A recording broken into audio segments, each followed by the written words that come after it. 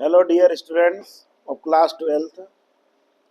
हमारा जो human health and disease वाला जो चैप्टर चल रहा है, मतलब मानव स्वास्थ्य और रोग वाला जो अध्याय चल रहा है, उसमें हम लोगों ने मलेरिया के बारे में पिछली बार स्टार्ट किया था।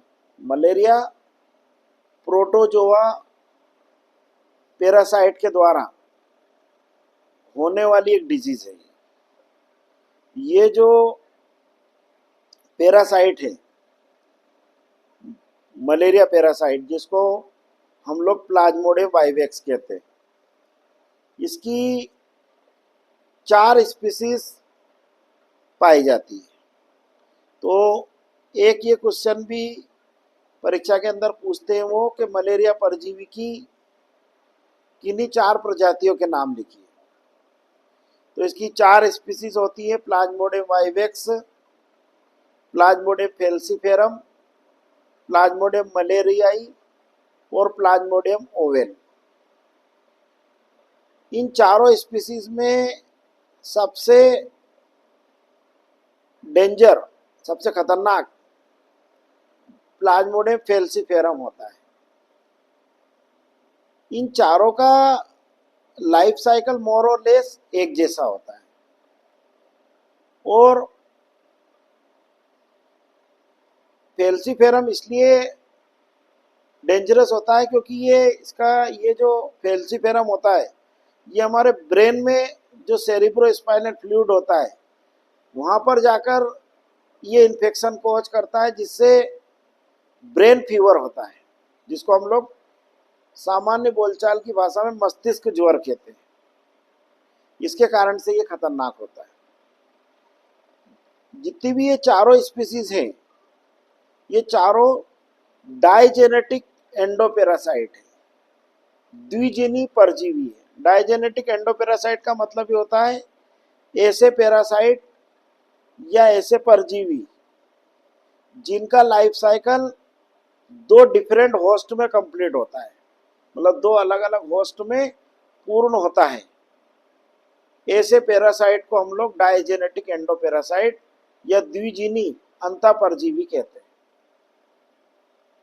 मोनोजेनेटिक एंडोपेरासाइट भी होते हैं जिनका लाइफ साइकिल सिंगल होस्ट में पूरा होता है, जैसे एंटामीबा हिस्टोलाइटिका। ये डाइजेनेटिक एंडोपेरासाइट होता है मलेरिया पैरासाइट। इसका लाइफ साइकिल 14 दिन का होता है, मतलब इसका इंक्यूबेशन पीरियड 14 डेज का है। एग्जामिनेशन के अंदर छोटे बड़े 3-4 प्रश्न इससे रिलेटेड क्वेश्चन पूछे जा सकते हैं। तो पहला क्वेश्चन तो मैंने अभी आपको बता दिया कि इसकी स्पीसीज के नाम पूछेंगे। 2 नंबर में पूछेंगे तो 2, 4 में पूछेंगे तो 4।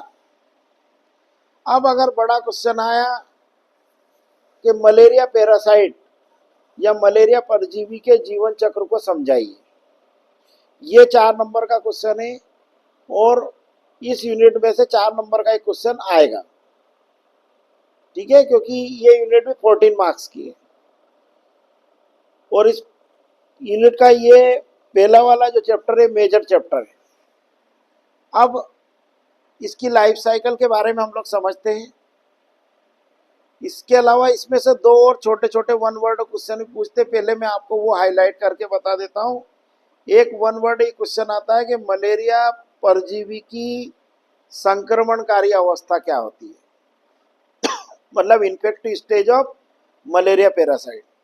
तो मलेरिया पैरासाइट की जो इन्फेक्टिव स्टेज होती है वो स्पोरोजोइट होती है। एक और क्वेश्चन जब पेपर बहुत टफ पूछते हैं तो एग्जामिनर पूछते हैं कि जब मलेरिया पैरासाइट प्लाज्मोडियम वाइवेक्स हमारे ब्लड में, हमारे आरबीसी में जब इसका लाइफ साइकिल ये कंप्लीट करता है, तो उस दौरान इसके कौन सा केमिकल सब्सटेंस ये रिलीज करता है जो कि हमारे लिए पॉइजनस होता है, विषाक्त होता है, और जिसके कारण से हमें मलेरियल फीवर आता है।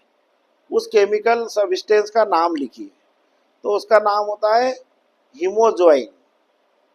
जब ये हमारे आरबीसी में जाता है और हमारे हीमोग्लोबिन को डैमेज करता है, तो हमारे हीमोग्लोबिन और इस पैरासाइट के बॉडी से जो रिलीज केमिकल्स हैं उनकी रिएक्शन से एक केमिकल सब्सटेंस बनता है। उस केमिकल सब्सटेंस को हीमोजोइन कहते हैं, और हीमोजोइन के कारण ही मलेरिया फीवर आता है, जिसके कारण से पेशेंट को यूँ मान के चलना एक्सेसिव कोल्डनेस, मतलब उसे अत्यंत ठंड लगती है और तीव्र ठंड लगकर बुखार आती है।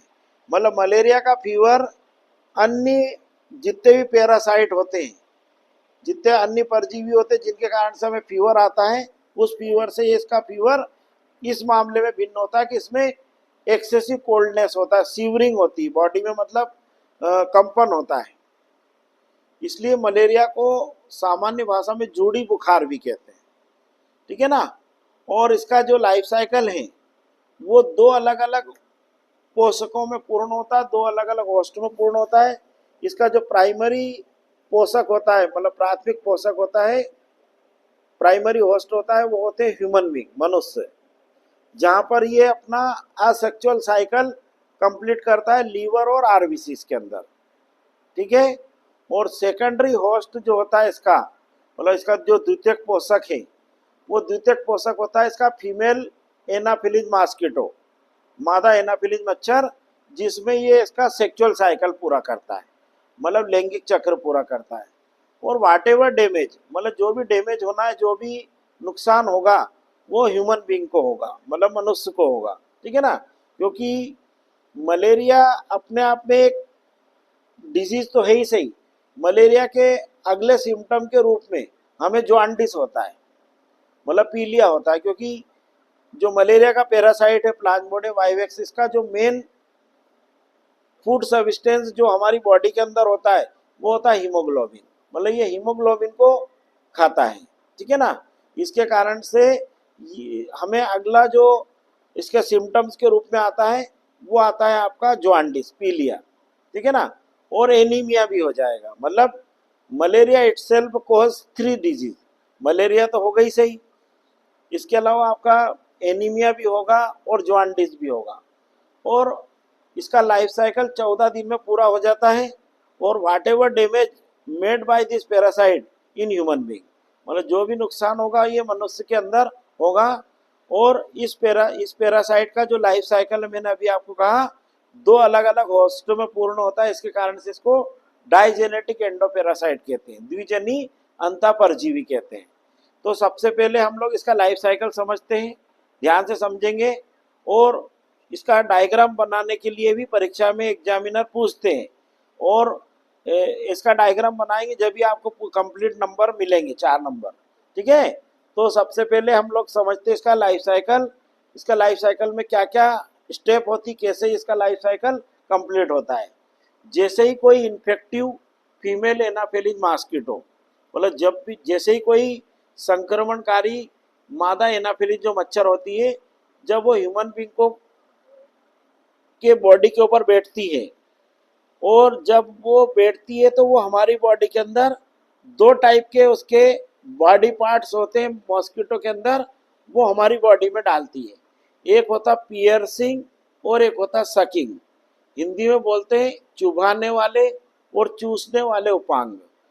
चुभाने वाले उपांग से ही हमारी बॉडी की स्किन जो रहती है उसको पेनिट्रेट करती है, और फिर उसके बाद जो इसके सकिंग बॉडी पार्ट है, चूसने वाले उपांग है, इससे हमारा ये ब्लड सक करती है। एंड ड्यूरिंग दैट टाइम, अगर ये इन्फेक्टिव फीमेल एनाफिलीज मॉस्किटो है तो इसकी जो सेलाइवरी ग्लैंड रहती है, उस सेलाइवरी ग्लैंड से ये जो मलेरिया पैरासाइट की जो इन्फेक्टिव स्टेज है, जिसको हम लोगों ने स्पोरोजोइट कहा, वो स्पोरोजोइट हमारे ब्लड स्ट्रीम में चली जाएगी। ब्लड के द्वारा ये स्पोरोजोइट होता है, वो हमारे लीवर में पहुंच जाता है। अब लीवर में ही क्यों जाता है, क्योंकि लीवर में इसको काफ़ी स्टोर्ड फूड मटेरियल मिल जाता है, which is required for its multiplication, जो इसके गुणन के लिए आवश्यक होता है। क्योंकि आप सभी को मालूम है कि हमारी बॉडी के अंदर फूड मटेरियल 2 ही जगह स्टोर रहता है, एक तो लीवर में और एक मसल्स में, और दोनों जगह फूड मटेरियल ग्लाइकोजन के रूप में स्टोर होता है, जो कि एक पॉलीसेकेराइड शुगर है। अब जैसे ही ये लीवर के अंदर जाता है तो लीवर में जाने के बाद लीवर की सेल के अंदर ये अपना एसेक्सुअल साइकिल स्टार्ट कर देता, मतलब अलैंगिक चक्र स्टार्ट कर देता है। और ये स्पोरोजोइट डिवाइड और रीडिवाइड होता है, और डिवाइड और रीडिवाइड होने के बाद पहले ये क्रिप्टोजोइट प्रोड्यूस करता है, फिर वो क्रिप्टोजोइट जिस लीवर सेल में बन जाते हैं उसको, उससे ये दूसरी लीवर सेल में चले जाते हैं, वहां पर जाकर ये और स्ट्रॉन्ग पैरासाइट स्टेज में कन्वर्ट हो जाते हैं, जिनको मेटाक्रिप्टोजोइट कहते हैं। तो स्पोरोजोइट इंटर करा था लीवर सेल के अंदर ब्लड के थ्रू, और ये क्रिप्टोजोइट और मेटा क्रिप्टोजोइट में कन्वर्ट हो जाता है by the process of liver schizogony. मतलब साइजोगोनी एक टाइप का असेक्सुअल रिप्रोडक्शन का विधि है, मतलब अलैंगिक जनन की एक विधि होती है जिसको हम लोग साइजोगोनी कहते हैं। तो ये चूंकि ये साइजोगोनी कहाँ पर हुई, ये साइजोगोनी हुई हमारे लीवर में, इसलिए इसको लीवर साइजोगोनी कहते हैं। फिर ये मेटाक्रिप्टोजोइट उन लीवर सेल के ऊपर, लीवर एक लीवर सेल में जब ये हजारों की संख्या में, लाखों की संख्या में बन जाते हैं, तो ये वहां से निकलकर हमारे ब्लड में जाते हैं। ब्लड में आने के बाद ईच मेटाक्रिप्टोजोइट इंटर इनटू आरबीसीज, मतलब जितने क्रिप्टोजोइट बनेंगे वो क्रिप्टोजोइट मेटाक्रिप्टोजोइट एक एक आरबीसीज के अंदर इंटर करता है। और आरबीसीज के अंदर जब ये जाता है तो वहां पर जाकर ये इरिथ्रोसिटिक साइजोगोनी स्टार्ट कर देता है, मतलब वहां पर जाकर एक मेटाक्रिप्टोजोइट बनेगा, वो एक मेटाक्रिप्टोजोइट और वहां पर डिवाइड होकर और बहुत सारे पैरासाइट स्टेज बनाता है। और जब ये बनाता है उसी दौरान, चूंकि लीवर में तो ग्लाइकोजन फूड मटेरियल के रूप में था, तो ये यहाँ पर अपनी एनर्जी के लिए हीमोग्लोबिन को स्टार्ट करता है डैमेज करना। और जब ये हीमोग्लोबिन को डैमेज करता है तो इस पैरासाइट के, जब हीमोग्लोबिन डैमेज हो जाता है तो इस पैरासाइट के बॉडी के द्वारा जो रिलीज केमिकल, और जो हीमोग्लोबिन के रप्चर होने से एक केमिकल बनता है, उस केमिकल को हीमोजोइन कहते हैं। उस हीमोजोइन जैसे हमारे ब्लड में बन जाता है, उसके कारण से हमें सीवरिंग या ठंड लगकर बुखार आती है। और जब ठंड लगकर बुखार आती है और उसी दौरान अगर मान के चलो फिर वापस किसी फीमेल एनाफिलिस मॉस्किटो ने हमें काट लिया, तो वो पैरासाइट हमारे ब्लड के साथ उस फीमेल एनाफिलिस मॉस्किटो के अंदर चले जाते हैं, और वहां पर इसका सेक्सुअल साइकिल स्टार्ट होता है। वहां पर इसके गेमिट्स बनते हैं, माइक्रोगेमिट और मेगा गेमिट। माइक्रोगेमिट मतलब मेल गेमिट, मेगा गेमिट मतलब फीमेल गेमिट।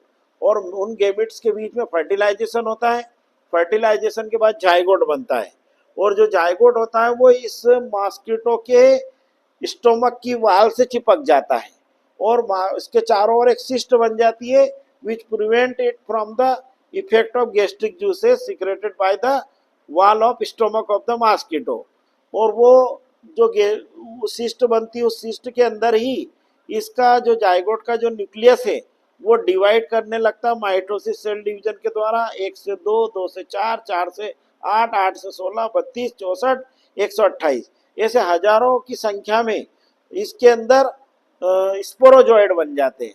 और जब ये स्पोरोजोइड उस सिस्ट के अंदर बहुत ज़्यादा अमाउंट में बन जाते हैं, बहुत ज़्यादा संख्या में बन जाते हैं, लार्ज नंबर, तो वो स्पोरोजोइड जो रहते हैं उस सिस्ट को रप्चर करते हैं, और वहाँ से स्टोमक से वो उस मॉस्किटो की सेलाइवरी ग्लैंड में पहुंच जाते हैं। अब नाउ जैसे ही ये उस मॉस्किटो की सेलाइवरी ग्लैंड या लार ग्रंथि में पहुंचते हैं, that mosquito now is a infective mosquito. अब वो इन्फेक्टिव है, संक्रमणकारी मादा एनाफिलिस मच्छर हो जाएगी, और वो जब जब जितने लोगों को काटेगी, जितने लोगों की बॉडी में अपने पियर्सिंग और सकिंग बॉडी पार्ट डालेगी, तो ये स्पोरोजोइट उन लोगों की बॉडी के अंदर भी ये डाल देगी। आपको जानकर आश्चर्य होगा कि भारत में पूरे वर्ष भर में लगभग 5 से 10 लाख लोग मलेरिया और मलेरिया जनित रोगों के कारण प्रतिवर्ष मरते हैं। और भारत जैसे एक लार्ज पॉपुलेटेड कंट्री में ये मलेरिया जो है एज ए एपिडेमिक हमारे देश में ये स्प्रेड होता है in the month of June to सितंबर ही क्यों फैलता है? क्योंकि इस दौरान हमारे इंडिया में रेनी सीजन होता है, बरसात का समय होता है, और उस रेनी सीजन में वाटर लॉगिंग होता है in and around our houses, हमारे घर और आसपास जगह पानी भरा रहता है, और पानी के अंदर नालियों के पानी में ये जो मॉस्किटो होता है, ये मॉस्किटो वहाँ पे ब्रीड करता है। उसी के कारण से ये एपिडेमिक के रूप में या महामारी के रूप में हमारे देश में वर्षा काल में रेनी सीजन में ये ज़्यादा केसेस बढ़ जाते, किसके, मलेरिया के। अब चूंकि हालांकि मच्छर तो थ्रू आउट ईयर ही अपनी कंट्री में, आपको भारत का कोई ऐसा विलेज, भारत का ऐसा कोई सिटी, भारत का कोई ऐसा महानगर मेट्रो सिटी नहीं है जहाँ पर मच्छर नहीं है, मतलब ऑल ओवर द इंडिया। और उसके कारण भी है, बहुत सारे कारण है। एक तो लार्ज पॉपुलेशन है, हेल्थ हाइजीन इतनी अच्छी नहीं है अपनी कंट्री में। दूसरा, ओपन ड्रेनेज सिस्टम है हमारे देश में, मतलब अंडरग्राउंड ड्रेनेज नहीं है, खुली नालियाँ हैं। इसके कारण से मच्छर फैलते हैं, और उस मच्छर को पनपने के लिए फेवरेबल टेम्परेचर भी अपनी कंट्री में। आप लोगों ने देखा होगा, अभी आप देखेंगे जैसे ही अभी अपना विंटर सीजन स्टार्ट होगा, विंटर सीजन जैसे ही स्टार्ट होगा और जब पीक पे ठंड पड़ेगी, पीक पे ठंड पड़ेगी अपने यहाँ दिसंबर जनवरी में, उस समय आप देखेंगे मॉस्किटो ब्रीडिंग कम हो जाती है। उस समय आप अपने घरों में भी मच्छर नहीं पाएंगे। इसका मतलब ये होता है कि मच्छर को रिप्रोडक्शन के लिए हाई टेम्परेचर चाहिए, जो कि हमारी कंट्री में रहता है। ठीक है ना। विश्व के बहुत सारे देश, जितने भी यूरोपियन कंट्री है, उन यूरोपियन देशों में आप जाएंगे तो वहाँ पर जहाँ पर की कोल्ड क्लाइमेट है, वहाँ पर मच्छर नहीं है, वहाँ पे मच्छर नहीं है तो ये मलेरिया नहीं है। समझ में आया कि नहीं है? ठीक है ना। और चूंकि वहाँ पे अर्बेनाइजेशन, वहाँ पे जो शहरीकरण या जो विलेजेस में जो हाउस कंस्ट्रक्शन किया गया है, वो बहुत प्लानिंग से करते हैं वो लोग।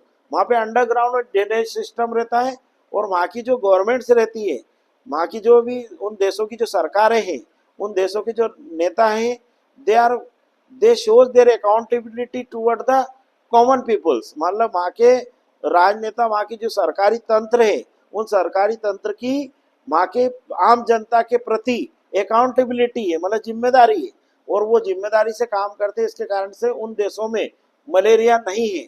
मतलब आपको जानकर आश्चर्य होगा, रूस, फ्रांस, ब्रिटेन, अमेरिका, इन देशों में मच्छर ही नहीं है। समझ में आया कि नहीं है? और मच्छर नहीं है तो मलेरिया नहीं होगा। और भारत जैसे देश में आप लोग जब भी जानते क्या, हमारे हर गांव में, हर शहर में, हर कस्बे में आप चले जाओगे, मच्छर आपको बहुतायत मिलेंगे। और इतने मच्छर हमें काटते हैं कि उनमें से कई का भी मच्छर अगर फीमेल जो एनाफिलिस मॉस्किटो अगर वो इन्फेक्टिव है तो वो हमें मलेरिया स्प्रेड करेगी। तो ये जो मैंने आपको लाइफ साइकिल समझाया, अब मैं उसको आपको डायग्रामेटिक समझा देता हूँ, ध्यान से समझेंगे। ये मैंने अभी आपको कहा कि इसकी इन्फेक्टिव स्टेज है, जिसको हम लोग स्पोरोजोइट कहते हैं। जैसे ही ये स्पोरोजोइट उस मॉस्किटो के सेलाइवरी ग्लैंड में आती है, मतलब मच्छर की लार ग्रंथि में आती है, वो मच्छर जब हमें अपने पियर्सिंग और सकिंग बॉडी पार्ट हमारी बॉडी के अंदर डालता है, तो वो उस मच्छर की सेलाइवरी ग्लैंड से ये स्पोरोजोइट हमारे ब्लड में चला जाता है। ये स्पोरोजोइट ब्लड के द्वारा लीवर सेल में चला जाता है। लीवर सेल में जाकर पहले तो ये स्टेगनेंट हो जाता है, जो कि ये अपना जो स्पोरोजोइट होता है, इसकी स्ट्रक्चर स्पिंडल जैसी होती है। ठीक है ना। और इसकी बॉडी के चारों ओर एक थिन लेयर होती है, जिसको पेलिकल भी कहते हैं, और इसके प्रोमिनेंट एंड होते हैं, और इसमें वेल डेवलप्ड न्यूक्लियस होता है। मतलब ये प्रोटोजोआ पैरासाइट तो यूनिसेलुलर होता है, यूकैरियोटिक होता है। अब ये राउंडेड हो जाता है, और ये राउंडेड होने के बाद ये यहाँ पर एसेक्सुअल रिप्रोडक्शन स्टार्ट कर देता है, मतलब अलैंगिक जनन स्टार्ट कर देता है। और अलैंगिक जनन या एसेक्सुअल रिप्रोडक्शन की इस विधि को हम लोग साइजोगोनी कहते हैं। साइजोगोनी के द्वारा ये जो एक सिंगल स्पोरोजोइट मान के चलो, ये हजारों की संख्या में क्रिप्टोजोइट्स प्रोड्यूस करता है। ये क्रिप्टोजोइट उन लीवर सेल में जिनमें बन जाते हैं, उन लीवर सेल को डैमेज करके नाइबरिंग जो समीपस्थ जो लीवर की सेल है, क्योंकि लीवर हमारी बॉडी का सबसे बड़ा आर्गन है, सबसे बड़ी ग्लैंड है, और वहां पर जाकर ये क्या काम करेगा, वो वापस दूसरी लीवर सेल में जाकर मेटाक्रिप्टोजॉइट में कन्वर्ट हो जाएगा। मेटाक्रिप्टोजॉइट जब बन जाएंगे तो ये मेटाक्रिप्टोजॉइट लीवर सेल को रप्चर करके, ब्रस्ट करके हमारे ब्लड स्ट्रीम में जाएंगे। ब्लड स्ट्रीम में जब ये आते हैं तो इरिथ्रोसिटिक साइजोगोनी होती है। इरिथ्रोसिटिक साइजोगोनी 3 फेज में होती है, प्री इरिथ्रोसाइट, इरिथ्रोसाइट और पोस्ट इरिथ्रोसाइट। मतलब प्री इरिथ्रोसिटिक साइजोगोनी, इरिथ्रोसिटिक साइजोगोनी और पोस्ट इरिथ्रोसाइटिक साइजोगोनी। इरिथ्रोसाइट में जाकर ये जो मेटाक्रिप्टोजोइट होता है ये राउंडेड स्ट्रक्चर में कन्वर्ट हो जाता है। इस स्ट्रक्चर को हम लोग ट्रोफोजोइट कहते हैं। और ट्रोफोजोइट जो रहता है वो हमारे जो आरबीसीज के अंदर हीमोग्लोबिन को डैमेज करके एक डायमंड जैसी छल्ले जैसी स्ट्रक्चर बनाता है, एक रिंग जैसी स्ट्रक्चर बनाता है। इस रिंग को सिग्नेट रिंग कहते हैं। सिग्नेट रिंग यदि जैसे मान के चलो कोई पेशेंट है जिसको लग रहा है कि उसे मलेरिया है, प्रोबेबल मलेरिया लग रहा है कि उसे, तो डॉक्टर उसको क्या काम करते हैं कि आप जाइए अपने ब्लड की टेस्ट करवाएं। तो ब्लड में टेस्ट में वो लिख देते हैं एमपी टेस्ट, मतलब मलेरिया पैरासाइट टेस्ट। जब मलेरिया पैरासाइट टेस्ट करने के लिए पेशेंट पैथोलॉजी लैब में जाता है तो उसके ब्लड स्मीयर की जांच होती है, मतलब उसके ब्लड का सैंपल लेकर और उसकी ब्लड की स्लाइड बनाते हैं। और उसकी स्लाइड में अगर ये सिग्नेट रिंग दिख जाती है और ये सिग्नेट रिंग ऐसी चमकती जैसे अंगूठी में हीरे लगी हुई अंगूठी में हीरा चमकता है, मतलब डायमंड इन्हें डायमंड रिंग, ठीक है ना। और वो सिग्नेट रिंग अगर स्टेज दिख जाती है the person is said to be the malaria parasite positive. और ये मलेरिया पैरासाइट पॉजिटिव जो हो गया मतलब उसे मलेरिया हो गया। अब ये जो सिग्नेट रिंग स्टेज अगर आ गई उसके बाद ये इसके आरबीसी के साइटोप्लाज्म में अमीबा जैसी शेप में कन्वर्ट हो जाता है। इसको अमीबॉइड स्टेज कहते हैं। अमीबॉइड स्टेज के बाद फिर ये राउंडेड स्ट्रक्चर में कन्वर्ट हो जाता है जिसको साइजोन्ट कहते हैं। साइजोन्ट के बाद ये क्या काम करता है, वहां पर ये अपना पार्टिकल प्रोड्यूस करता है हीमोजोइन। उसके बाद ये मीरोजोइड में चेंज हो जाता है और ये मीरोजोइड जो रहते हैं उन आरबीसी को रप्चर कर देते हैं और ब्लड प्लाज्मा में आ जाते हैं। और जैसे ही उसी स्टेज में, जिस स्टेज में ये मीरोजोइड कन्वर्ट हुआ, ये मीरोजोइड जो रहते हैं उसी दौरान अगर वापस किसी फीमेल एनाफिलिस मॉस्किटो ने अपने को काटा तो ये मीरोजोइड्स उसकी ब्लड उसकी बॉडी में चले जाएंगे और वहां पर जाकर उससे दो टाइप के गेमेट्स बनेंगे, माइक्रोगेमेटोसाइट और मेगागेमेटोसाइट। माइक्रोगेमेटोसाइट से बनेगा माइक्रोगेमेट और मेगागेमेटोसाइट से बनेगा मैक्रोगेमेट। माइक्रोगेमेट और मेगागेमेट बनेगा, फर्टिलाइजेशन होगा तो जायगोट बन जाएगा। उस जायगोट के चारों ओर सिस्ट बन जाएगी, उस सिस्ट को हम लोग उस सिस्ट कहेंगे। और वो सिस्ट क्या काम करेगी अभी मैंने थोड़ी देर पहले बताया था। उस जायगोट के अंदर जो न्यूक्लियस है जायगोट को जो स्टोमक के अंदर जो गैस्ट्रिक जूस सीक्रेट होता है उसके नेगेटिव इफेक्ट से बचाएगी। और उस जायगोट के अंदर जो न्यूक्लियस है वो nucleus now start to divide by sporogony. और माइटोसिस सेल डिवीजन होगा 1 से 2, 2 से 4, 4 से 8, 8 से 16, 32, 64, 128 ऐसे हजारों हजार सेल बन जाएगी। इन सेल्स को हम लोग स्पोरोजोइट कहेंगे।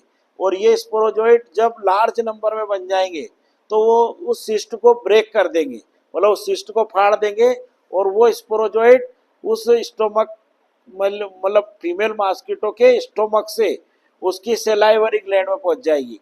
और सेलाइवरी ग्लैंड में जाने के बाद वो सेलाइवरी ग्लैंड में जैसे ही पहुंची, now that mosquito is said to be the infective mosquito. और ये मॉस्किटो के सेलाइवरी ग्लैंड में जाएगी ये स्पोरोजोइट। ऐसे ये स्पोरोजोइट थे, ये अभी सिस्ट से कवर थे, अब ये सिस्ट रप्चर हो गई तो ये स्पोरोजोइट उसकी सेलाइवरी ग्लैंड में आ जाएंगे। और सेलाइवरी ग्लैंड में आने के बाद वो जब वो फीमेल एनाफिलिस मॉस्किटो किसी हेल्दी पर्सन को काटेगी तो उसके अंदर वो स्पोरोजोइट डाल देगी और वो स्पोरोजोइट के द्वारा ही हमारी बॉडी में मलेरिया का इन्फेक्शन होगा। इसीलिए स्पोरोजोइट को मलेरिया पैरासाइट की इन्फेक्टिव स्टेज या संक्रमणकारी अवस्था कहते हैं। ऐसा होने में हमारी बॉडी के अंदर 14 दिन लग जाएंगे, ठीक है ना। हमारे अंदर ये लाइफ साइकिल हो रहा है, ये जो दो जगह होता है लीवर में और आरबीसीज में। लीवर में होता है इसको बोलते हैं लीवर साइजोगोनी और आरबीसीज में होता है इसको बोलते हैं इरिथ्रोसाइटिक साइजोगोनी। ये साइजोगोनी इन आरबीसीज, ये जहाँ से जहाँ तक का जो लाइफ साइकिल है ये सेक्सुअल साइकिल होता है। जो मलेरिया पैरासाइट का sexual cycle female Anopheles mosquito में होता है, मतलब मादा एनाफिलिस मच्छर में होता है। और जो एसेक्सुअल साइकिल है मतलब जो अलैंगिक चक्र है वो मनुष्य के अंदर होता है। तो इसके दो अलग अलग, मैंने पहले ही बता दिया था स्टार्टिंग में कि इसके दो होस्ट होते हैं, एक तो प्राइमरी होस्ट हम हैं और सेकेंडरी होस्ट होता है फीमेल एनाफिलिस मॉस्किटो।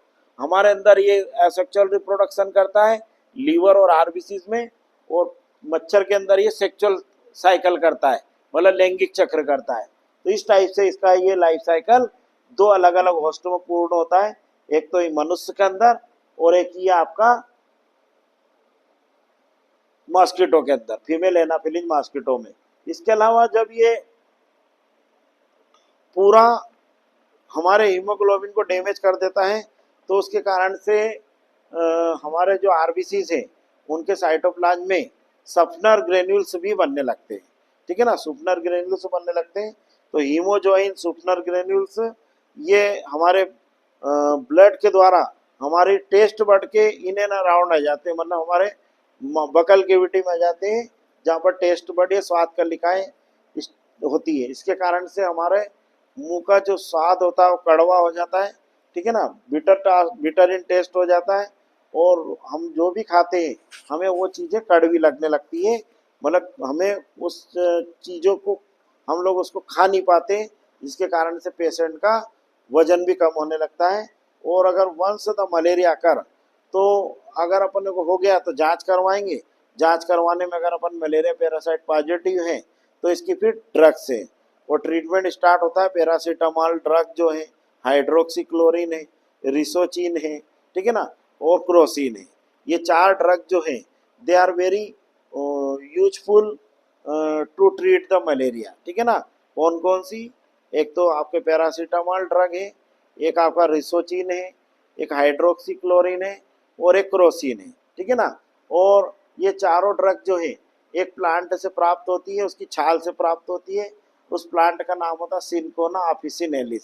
सिनकोना का पौधा होता है, उसकी छाल से एंटी मलेरियल ड्रग, मतलब मलेरिया रोधी औषधियाँ, मलेरिया रोग को नष्ट करने वाली जो ड्रग्स है, मेडिसिन है, वो यूज की जाती है। और ये सारी एंटीपायरेटिक ड्रग है, मतलब ज्वरनाशी है, ठीक है ना। मैंने आपको बताया था पहले भी कि डॉक्टर तीन चीज़ों का कॉम्बिनेशन देते हैं, एक एंटीबायोटिक्स देते हैं जो किसी भी पैथोजन के मल्टीप्लिकेशन को रोकते हैं, सेकंड होते हैं एनाल्जेसिक जो उस पैथोजन के कारण हमारी बॉडी में जो पेन होता है उस पेन को रिलीव करते हैं, डाइक्लोनोफेक। और तीसरा होता है एंटीपायरेटिक, एंटीपायरेटिक में आते हैं उस पैरासाइट के कारण हमारी बॉडी में जो फीवर आ रहा है उस फीवर को ये कम कम करते हैं, इसलिए इनको एंटीपायरेटिक ड्रग्स कहते हैं। एंटीपायरेटिक ड्रग का सबसे बेस्ट एग्जांपल है पैरासीटामॉल और एनाल्जेसिक ड्रग का सबसे बेस्ट एग्जांपल है डाइक्लोनोफेक और एंटीबायोटिक का बेस्ट एग्जांपल है एजिथ्रोमाइसिन, पेनिसिलिन, टेट्रासाइक्लिन, ओरोमाइसिन, नियामाइसिन एक्सेट्रा, ठीक है ना। तो ये मलेरिया का ट्रीटमेंट हो जाएगा। अब मलेरिया का प्रिवेंशन कैसे करें, मतलब मलेरिया से अपने आप को हम कैसे बचाएं, तो इससे बचाने के तीन तरीके हैं। एक तो भौतिक तरीका है, एक रासायनिक तरीका है और एक जैविक तरीका है, मतलब फिजिकल, केमिकल और बायोलॉजिकल। फिजिकल में क्या कर सकते हैं हम लोग, अपने घरों को हम लोग ऐसा सेफ्टी तरीके से रखें ताकि हमारे घर में मॉस्किटो ज़्यादातर इंटर ना हो। रात को सोते समय मॉस्किटो नेट का उपयोग करें, मतलब घर में मच्छरदानी लगाकर सोएं। अपने घर के आसपास पानी को इकट्ठा ना होने दें, स्पेशली ड्रेनेज में पानी अगर इकट्ठा हो रहा है तो वहाँ मॉस्किटो ब्रीडिंग करेंगे और बहते हुए पानी में जनरली मच्छर ज़्यादा नहीं पनपते। इसके अलावा अपने घर के आसपास कुछ प्लांट होते हैं जो इन मॉस्किटो के ब्रीडिंग सेंटर होते हैं। उन मॉस्किटो के ब्रीडिंग सेंटर मतलब उन पे जाकर ये प्लांट, मतलब उन प्लांट पर के अंदर ये मच्छर बैठे रहते हैं लंबे समय तक। तो इन प्लांट को भी अपन अपने घर के आसपास जो अननेसेसरी प्लांट होते हैं जैसे लेंटाना कैमेरा है, कैरेट ग्रास है ना, और इसके अलावा आपका जो वाटर बॉडीज होती है उन वाटर बॉडीज के अंदर आपका बहुत सारे प्लांट ऐसे होते हैं जिनको, जैसे हाइड्रिला है, वाटर हाइकिन्थ है, इन प्लांट को हम लोग ना उगने दें, ठीक है ना। ये भी मॉस्किटो की ब्रीडिंग में हेल्प करते हैं। इसके अलावा अब ये तो हो गया मलेरिया का लाइफ साइकिल का फिजिकल कंट्रोल हो गया, मतलब मलेरिया रोकने का भौतिक तरीका। केमिकल में हम लोग क्या करेंगे, अपने आसपास जो है डीडीटी का स्प्रे करेंगे, मतलब है ना, डाइक्लोरो डाइफिनाइल ट्राइक्लोरोइथेन, जो कि एक पेस्टिसाइड या इंसेक्टिसाइड केमिकल होता है, उसको अगर अपन स्प्रे करेंगे तो मच्छर उससे मर जाएंगे, ठीक है ना। इसके अलावा फिर बायोलॉजिकल तरीका, बायोलॉजिकल तरीके में क्या करेंगे हम लोग, जो हमारे आसपास जो तालाब है, नदियां हैं, झील है और कोई कुआं है अपने घर के आसपास, या कोई बहुत बड़ा अपने घर के बगल में से कोई नाला बह रहा है, ड्रेनेज ज़्यादा चौड़े हैं तो उनमें बहुत ज़्यादा फोर्स से पानी आता है, तो उनमें हम लोग गम्बूसिया और ट्राट फिशेस डाल दें। गम्बूसिया और ट्रास फिशेस, ट्रॉट जो मछलियाँ होती है, ये लार्वा फीडर फिशेस होती है, मतलब लार्वा भक्षी मछलियाँ होती है, और they eat up the malaria mosquito larva. जो मॉस्किटो के लार्वा जो होता है कायरोनोमस लार्वा, उस लार्वा को ये खा जाती है। इसके कारण से मॉस्किटो की ब्रीडिंग नहीं हो पाती ज़्यादा तेज गति से, ठीक है ना। तो इनको भी हम लोग यूज कर सकते हैं in order to control biological control of mosquito, ठीक है ना। तो ये अगर हम काम करेंगे तो हमें मलेरिया से जनरली छुटकारा मिलेगा, या मलेरिया नहीं होगा। कौन कौन से 3 तरीके? फिजिकल, केमिकल और बायोलॉजिकल, ठीक है ना। अब इसमें से ये जो लास्ट वाला पोर्शन है, इसमें से क्वेश्चन आ सकता है कि मलेरिया पैरासाइट की ड्रग किस प्लांट से प्राप्त होती है, किस पौधे की छाल से प्राप्त होती है? तो उसका बॉटनिकल नेम होता है सिंकोना ऑफिसिनेलिस, ठीक है ना। इसके अलावा मलेरिया के जैविक नियंत्रण के लिए कौन सा एजेंट यूज किया जाता है? तो मलेरिया के बायोलॉजिकल कंट्रोल के लिए हम लोग तालाबों में, नदियों में, झीलों में या कुओं में या गटर के अंदर हम लोग गम्बूसिया और ट्रॉट फिशेस छोड़ देते हैं, जो कि उन मलेरिया जो मॉस्किटो है उनके एग्स और उनके लार्वी को डिस्ट्रॉय कर देते हैं, डैमेज कर देते हैं, ठीक है ना। इस टाइप से हम मलेरिया को कंट्रोल कर सकते हैं, ठीक है ना। तो मलेरिया एक बहुत ही खतरनाक बीमारी थी।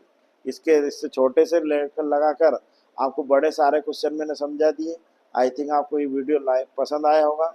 ज़्यादा से ज़्यादा लाइक करें, शेयर करें। Okay, all the best.